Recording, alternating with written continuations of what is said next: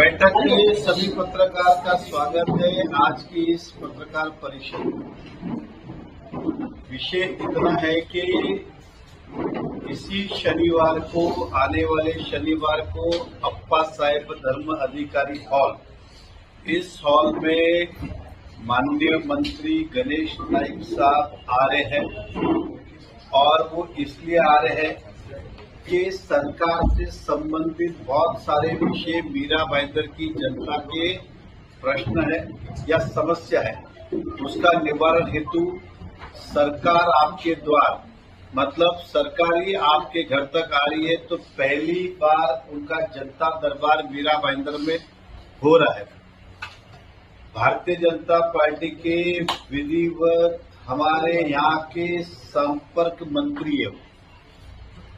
जहाँ पे हमारे पालक मंत्री नहीं है, वहाँ पे भारतीय जनता पार्टी ने वहाँ के नागरिकों के लिए पार्टी के संगठन के हिसाब से माननीय मंत्री महोदय को अलग अलग जगह पे संपर्क मंत्री बनाया। तो मीरा भाईंदर जो है वो सम्मान्य गणेश नाइक साहब के अंतर्गत आते हैं और मीरा भाईंदर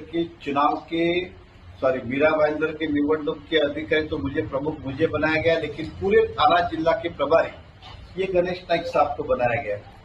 तो गणेश नाइक साहब शनिवार को आ रहे, तो आपके माध्यम से जनता तक ये बात पहुंचाना चाहता हूं, चाहे पुलिस के प्रॉब्लम हो, चाहे तहसील के हो, रेवेन्यू के हो, सोसाइटी रजिस्ट्रार के हो, सॉल्ट के हो, फॉरेस्ट के हो या अन्य कोई भी सरकार से, महाराष्ट्र सरकार से संबंधित प्रश्न हो या मीरा भाईंदर की समस्या, ये जनता दरबार केवल और केवल मीरा भाईंदर के नागरिकों के लिए ही आयोजन किया गया है।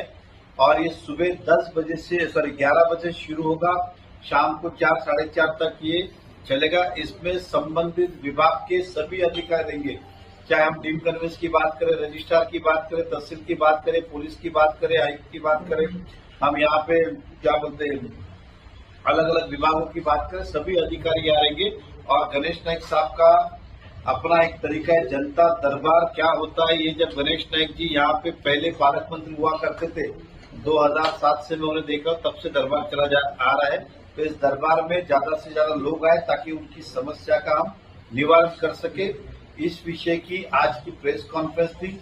साथ ही साथ 146 विधानसभा क्षेत्र के अंदर चेना, काजूपाड़ा, हम साहब वो बहुत बड़ा आदिवासी पाड़ा वहां पर है। आदिवासी पाड़े अधिकतर फॉरेस्ट को लगकर है या फॉरेस्ट के अंदर है। तो वहां के रास्ते हो, शमशान भूमि हो, ये कई वर्षों से विषय प्रलंबित थे। तो माननीय गणेश नाइक साहब मंत्री महोदय ने इस विषय पे परसों बैठक ली और सभी अधिकारियों को कहा कि आने वाले 7 दिन के अंदर अंदर सरकार के नियम अनुसार शमशान भूमि के लिए कोई रोक टोक नहीं है। अगर वो फॉरेस्ट के अंदर भी है तो शमशान भूमि का काम हो सकता है, इसलिए वो आप त्वरित परमिशन दो। जिसको हम पायवाड़ बोलते, चल के जाने का रास्ता होता है, तो उसके लिए भी प्रोविजन है, तो उसके अंदर भी आप परमिशन दो। ये प्रस्ताव पिछले कई वर्षों से रखा रहा था, जो माननीय मंत्री महोदय संबंधित अधिकारी विभाग से बैठक लेके छोड़ा और मुझे विश्वास है कि आने वाले 7 दिन के अंदर एक काम होगा। और ये 146 विधानसभा और आप जानते चेना, वर्सोवा और आगे काजूपाड़ा, इन तीनों गांव के काम हुए। तो इस विषय पे आज की हमारी बैठक थी, प्रेस कॉन्फ्रेंस थी कि आपके माध्यम से गणेश नाइक साहब आ रहे, सब तक पहुंचे। सब चुनाव करीब है, इसलिए जनता दरबार लगाया जा रहा है क्या? 14 साल के बाद जनता दरबार मीरा भाईंदर में लगने जा रहा है। आपकी जानकारी के लिए हर हफ्ते या कभी कभी हफ्ते में 2 बार भारतीय जनता पार्टी के नाते हमारी जो पार्टी के विचार है, सो जनता दरबार लगे। हर हफ्ते यहाँ पे जनता दरबार होता है, कल भी था, जनरली बुधवार को होता है।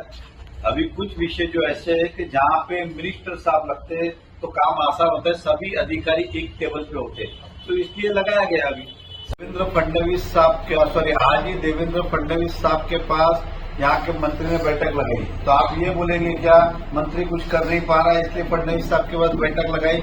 ऐसा है कि जब भी कोई मंत्री महोदय या जब भी कोई नेता आते हैं तो उससे समस्या का समाधान फास्ट होता है और कुछ काम जो होते हैं हम भी सरकार तक लेके जा रहे हैं। तो मेरा पहला शब्द क्या था, सरकार आपके द्वार पे।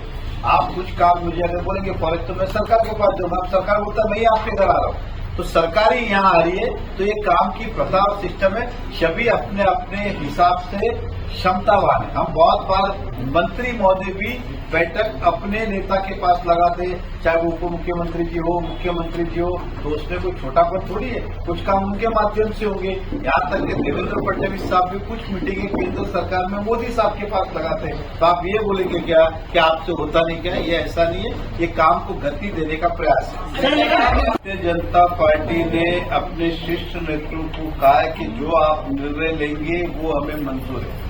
आप अगर मेरी बात करें तो मैं आपके माध्यम से कहना चाहूंगा कि हम युति करने को तैयार हैं, लेकिन युति में जनरल क्या सिस्टम होगा, 95 सीट है, आपके नगर सेवक की सीटें पहले आप लो, हमारे नगर सेवक की सीट हमें लो, बचा हुआ आप प्रपोस्टेड पार्टी, हमारी पार्टी बड़ी है तो हमें ज्यादा बची हुई सीट दीजिए, आप लीजिए, और हमारी अकेले लड़ने की भी पूर्ण तैयारी भी है। उदाहरण दे रहा हूं, हमने कहा कुछ काम हमने गति देने के लिए किया, ये कई वर्षों से पेंडिंग थे।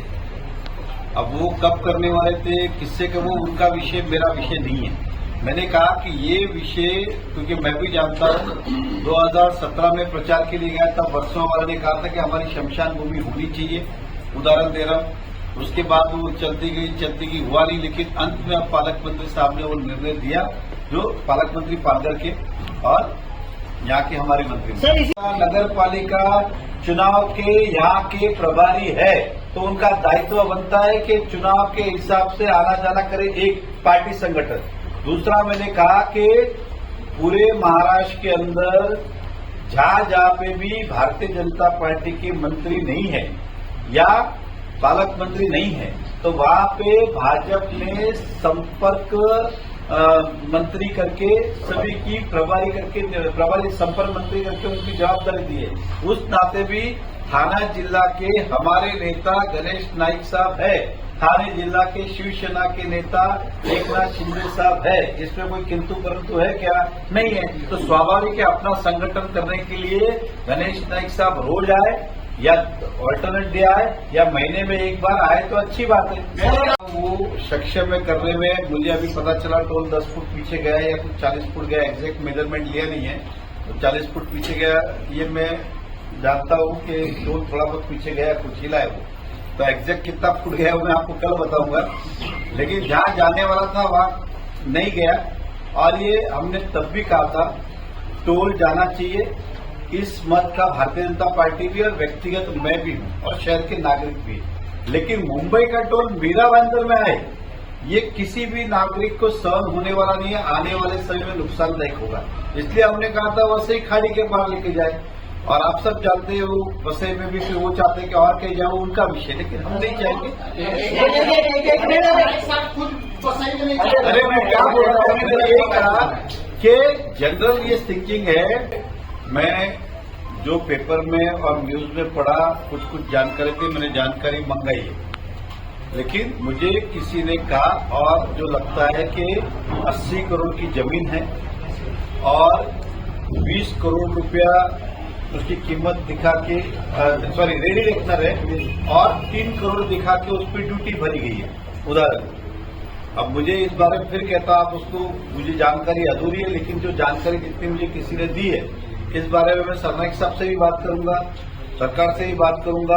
लेकिन जो प्राइमा फेसी मिला कि 80 करोड़ की जमीन है, 20 करोड़ उसका रेडी रेकनर है और 3 करोड़ पे ड्यूटी भरी, तो लोगों की शिकायत है कि ड्यूटी तो कम से कम 20 करोड़ पे भरो, जमीन की वैल्यू तो 20 है, मार्केट वैल्यू 60-80 हो सकती है, लेकिन सरकार की वैल्यू भी 20 करोड़ है, तो ड्यूटी जो है वो 20 करोड़ पे आनी चाहिए थी, 3 करोड़ पे भरे। इस विषय पे चर्चा चल रही है, मैं पूरी जानकारी लेके आपके पास आऊंगा और ठोक के कह रहा हूं, आपके सामने कह रहा हूं, पार्टी जो निर्णय लेगी उसको हम पालन करेंगे। मुझे व्यक्तिगत अगर आप अभी पूछो, मेरी सहमति अभी है कि अभी हम कहने को तैयार है कि हम युति करने को तैयार हैं, लेकिन ये तो स्वाभाविक है, जिसके नगर से उनके नगर सेवक है वो लड़ेंगे, हमारे नगर सेवक हम लड़ेंगे। बचा हुआ हमारी पार्टी बड़ी है तो समझो, मान लो अगर 10 सीटें बचती है तो 6 हमारी हुई, 4 उनकी हुई। ये व्यवहारिक है। इस विषय पे जो निर्णय है हम करने को तैयार है। आपने 16 नंबर का स्पेसिफिक उल्लेख किया। अरे मैंने क्या किया, 16 छोड़िए, 11 हो, 16 हो, 3 हो, जो भी है, जहाँ हमारे चुन के नहीं आए और पूरी ताकत लगाएंगे, दमखम के साथ लड़ाएंगे। अगर अलग लड़े तो वो जीतने के लिए। लेकिन कहा